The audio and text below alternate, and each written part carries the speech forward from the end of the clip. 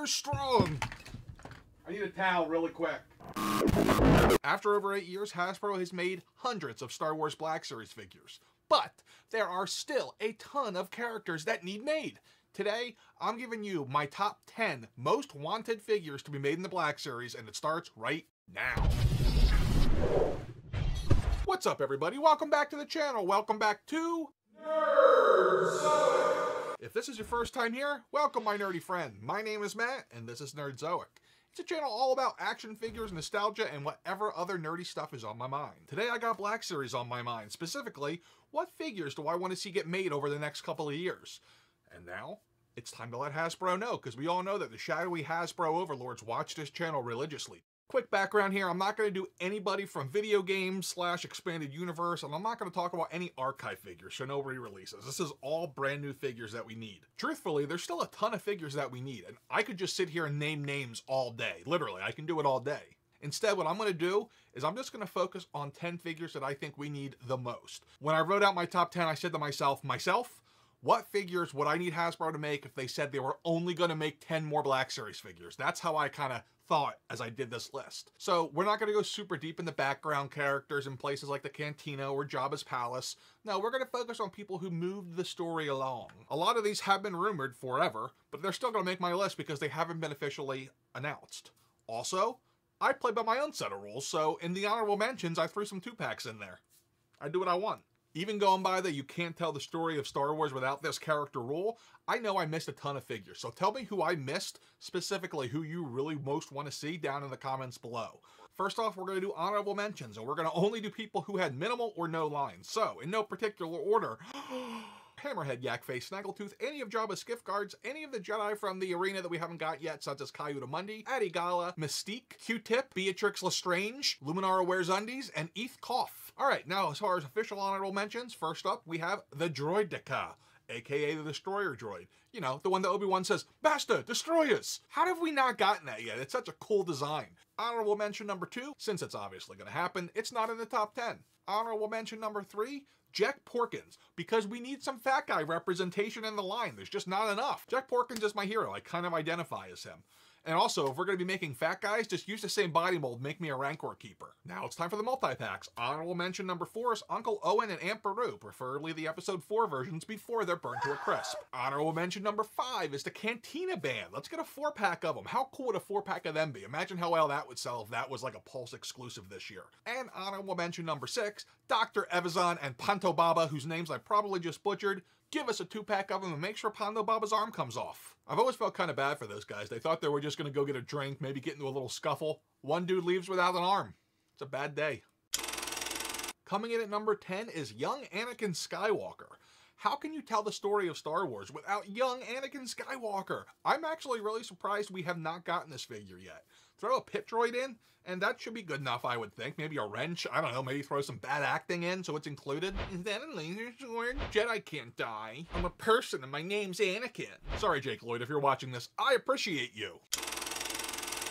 Coming in at number 9 is Luke Skywalker on CRAIT. From when he walks into that cave, walks past 3PO and has a little chat with Leia, all the way to when he has his imaginary fight with Kylo Ren. I don't know how we haven't gotten this figure. It's probably the only figure from The Last Jedi that would sell really, really well. I'm sure it's not the only one, but it would probably sell better than any others, that's for sure. This has been rumored for a really long time. We have never gotten it, but I'd really, really, really, really like it as someone who just loves Luke Skywalker. I mean, hell, I named my kid Luke Skywalker, for the love of God. There's a piece of dialogue in this scene that really hits home with me. A lot of you who watch this channel regularly know I lost my dad about 1.5 years ago. The scene where Luke says, "No one's ever really gone," it means the world to me. It makes me think my dad's with me all the time. Sorry, sappy moment. Let's continue. Coming in at number 8 is Bib Fortuna. Why have we not gotten Bib Fortuna yet? We need someone to stand next to Jabba and go things like, "Jabba no Wanawanga." And after that post-credit scene on The Mandalorian, we need Fat Bib Fortuna now too. I'll settle for this the normal one. By the way, what the heck goes on in that palace that whoever sits in the throne gets fat? At least here's the fat representation I was looking for. Coming in at number 7 is Watto. That's right, we're going back to the Phantom Menace for another person who was pivotal in the Star Wars story. Think about it. If Watto would have just given Qui-Gon both Shmi Skywalker and Anakin Skywalker, Would Anakin have ever turned to the dark side? Talk about a weird alternate timeline. I do have one thing that has to be included with Watto, and that's some kind of a clear plastic stand so we can display him flying. Anybody else ever notice that Watto has a random Italian accent? Coming in at number 6 is The Client. This is the bad guy from the first season of The Mandalorian who just goes by The Client. I don't think we ever get anything more than that. The Client. What kind of a Tarantino name is that? At some point I expected the screen to just freeze and have his name slide on there, kind of like a Tarantino movie. That would have been pretty cool actually, now that I think about it. This actor's voice was epic and he really set the stage for us for The Mandalorian because his voice was what narrated the original trailers, and those trailers certainly lived up to expectations. Coming in at number 5 is Boss Nass. That's right, we're going back to episode 1 yet again. Boss Nass, yet another person who is intricate in the story of Star Wars. Kind of. Once again, more fat guy representation, and frankly, let me nerd out for a moment here. I think he would look amazing in plastic. Look how good Jar Jar Binks came out this year. Boss Nass is more intricately designed. I think he would look freaking awesome. Coming in at number 4 is Force Ghost Anakin Skywalker. I had a lot of internal debate as to where to put this on the list. Part of me wanted to make this number 1, but I figured you guys would all yell at me, so I pushed it back a little bit. But this is a must-have for me.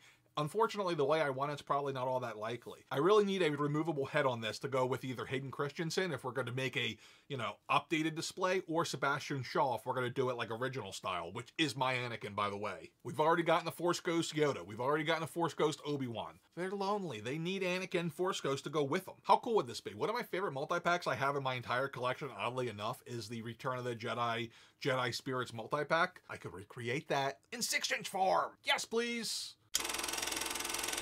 Coming in at number 3 is MIGS Mayfield. That's right, I need a Bill Burr action figure, folks. This is one of those figures that I think everybody wants, so I think it's just a matter of time before we get it. And something tells me that Bill Burr wants this figure to be made as well. So I ask you guys, will we see MIGS in 2021? I'm telling you, I think so. Coming in at number 2 is Lobot. I know, shocker, right? I predicted this one in my bold predictions video. But how do we not have him yet? Again, super important to the Star Wars story. They never would have gotten off Cloud City if it wasn't for this dude. Plus, I talked about how important fat representation was. We also need some bald representation. Before we go to number 1, let me just say that I think this is going to get a mixed reaction. But here's the thing. You can't have a Black Series line without this figure. Let's do this. Coming in at number 1 is Queen Amidala. From episode 1 in either her red gown or black gown. How have we not gotten this yet? We absolutely do need it because, again, super important to the Star Wars mythos. As I said, black gown, red gown, white gown, whatever. Although I do prefer the original red gown that she wears in the beginning of the movie because that's what I think of when I think of that version of Queen Amidala. We know they have a face scan done of Natalie Portman from the episode 2 figure, so I figure this figure is just a matter of time. Now that you've just listened to me ramble on about what 10 figures I want the most in 2021, watch this video over here where I actually predict what I think is going to happen with the Black Series this year in 2021, crystal ball style. Till next time, be cool, stay nerdy. Later.